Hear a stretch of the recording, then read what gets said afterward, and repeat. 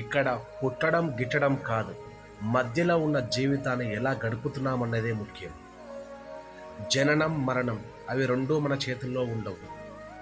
ఉన్నదల్లా మనం గడిపే జీవితం ఒక్కటే.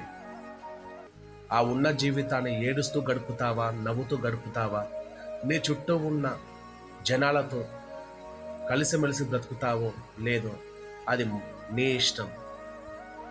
నా ఉద్దేశంలో జీవితం విలువ మనం వయసులో ఉన్నప్పుడు దాని విలువ తెలియదు, చివరి దశలో అర్థమవుతుంది.